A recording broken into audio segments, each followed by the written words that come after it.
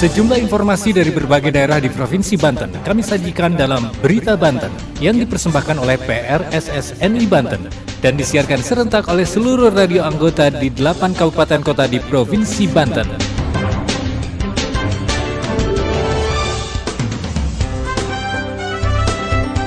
Anda kembali bersama kami di Berita Banten PRSSNI Banten edisi hari ini, Kamis 8 Desember 2022. Sejumlah informasi dari berbagai wilayah di Provinsi Banten kami hadirkan kembali untuk Anda yang disiarkan serentak oleh seluruh radio anggota di 8 kabupaten kota di Provinsi Banten.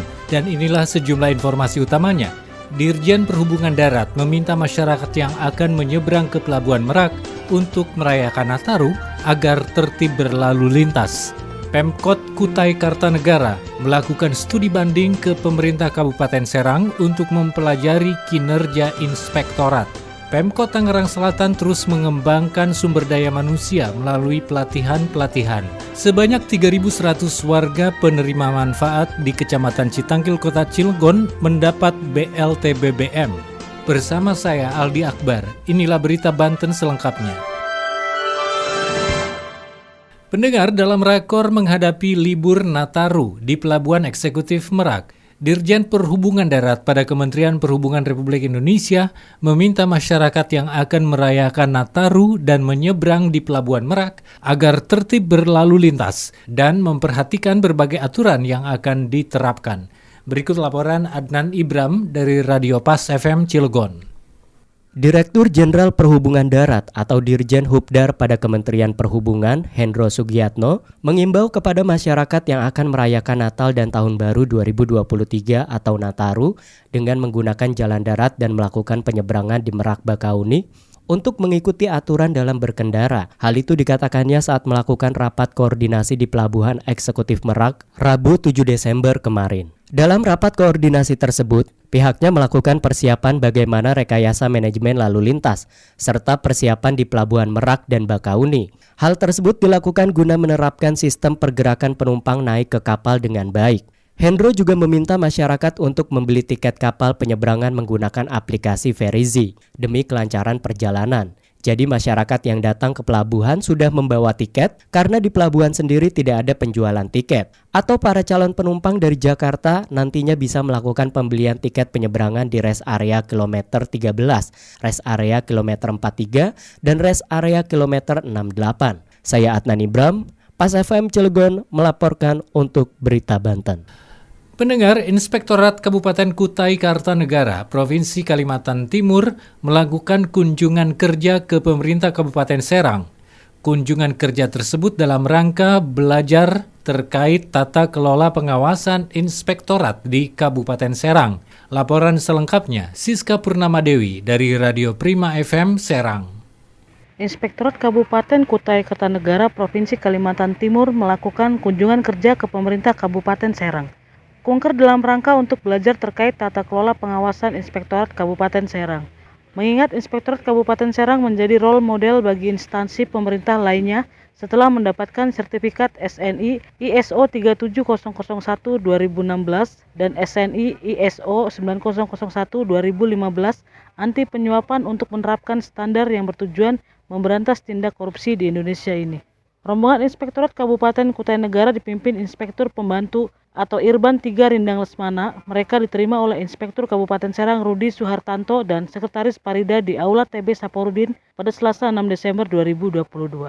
Urban 3 pada Inspektorat Kabupaten Kutai Kartanegara Rindang Lesmana mengatakan Kabupaten Serang memiliki tata kelola yang bagus karena memiliki 2 pengakuan nasional yakni Standar Nasional Indonesia atau SNI, International Organization for Standardization atau ISO, atau sertifikat SNI ISO 37001-2016 dan SNI ISO 9001-2015. Sehingga pihaknya ingin mempelajarinya agar Kabupaten Kutai Negara mendapatkan pengakuan atau ISO tersebut. Rindang mengatakan materi tentang tata kelola pengawasan manajemen mutu dan manajemen anti suap yang didapatkan hasil kunker dengan Inspektorat Kabupaten Serang akan diterapkannya. Apabila dapat diterapkan secara perlahan, nantinya Pemkab Kutai Kartanegara bisa mendapatkan pengakuannya. Dikatakan Rindang pada prinsipnya pola pengawasan di setiap kabupaten kota itu sama saja. Namun yang berbeda hanyalah kinerjanya. Terlebih, adanya korupsi di pemerintah itu yang harus diselesaikan apabila ada yang melakukannya seperti tidak ditugaskan atau dikeluarkan tidak hormat. Sementara Inspektur Kabupaten Serang Rudi Suhartanto mengatakan kedatangan rombongan Inspektorat Kutai Kartanegara pada intinya ingin belajar tata kelola sehingga mendapatkan sertifikat SNI ISO 37001 2016 dan SNI ISO 9001 2015. Saya Siska Purnawadewi melaporkan dari Radio Prima FM untuk Berita Banten. Berita Banten. Anda masih bersama kami di Berita Banten PRSSNI Banten. Pendengar, sebanyak 3.100 keluarga penerima manfaat atau KPM di Kecamatan Citangkil, Kota Cilegon menerima bantuan langsung tunai BBM yang bersumber dari APBD Kota Cilegon. Berikut laporan Ana Silvana dari Radio One Indonesia Cilegon. Sebanyak 3.100 keluarga penerima manfaat atau KPM sekecamatan Citangkil telah mengambil bantuan langsung tunai bahan bakar minyak atau BLT BBM. Bantuan bersumber dari APBD Kota Cilegon sebesar Rp150.000 per KPM per bulan dan diberikan selama 4 bulan, yakni bulan September, Oktober, November, dan Desember dengan jumlah nominal Rp600.000 per KPM dan didistribusikan langsung oleh Bank BJB. TKSK Citangkil, Sudirman mengatakan, data KPM yang mendapatkan BLT BBM sekecamatan Citangkil berjumlah 300 KPM. Pembagian BLT BBM tersebut disalurkan di aula kecamatan dan dari tahap 1 dan 2 penyaluran tersebut berjalan lancar dan sukses. Sementara itu, Leni, penerima manfaat, mengaku senang dengan bantuan ini dan ia mengucapkan terima kasih kepada pemerintah dan akan mempergunakan bantuan ini untuk keperluan sehari-hari. Sekian berita kali ini, saya Ana Silvana dari Radio One Indonesia melaporkan untuk Berita Banten. Pendengar, Pemkot Tangerang Selatan terus berusaha untuk meningkatkan kualitas sumber daya manusia melalui berbagai pelatihan. Salah satunya dengan mendorong sektor ekonomi kreatif dan menciptakan lapangan kerja baru. Berikut laporan Dinda dari Benz Radio Tangerang Selatan.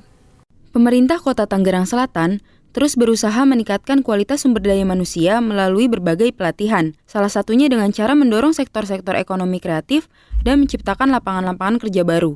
Meskipun Tangsel bukan daerah industri ataupun daerah pariwisata, namun Tangsel punya ekonomi kreatif yang bisa diandalkan untuk perputaran ekonomi di masa yang akan datang. Hal tersebut disampaikan oleh Wali Kota Tangerang Selatan Benyamin Daphni saat menghadiri safari pembangunan di Widya Bakti Puspitek Setu pada Senin 5 Desember 2022.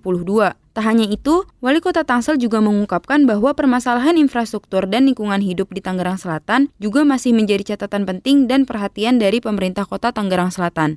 Saya Dinda dari Benz Radio 106,2 FM melaporkan untuk Berita Banten. Demikian sejumlah informasi yang telah kami sajikan untuk Berita Banten kali ini. Saya Aldi Akbar. Sampai jumpa. Terima kasih Anda telah mendengarkan Berita Banten yang dipersembahkan oleh PRSSNI Banten.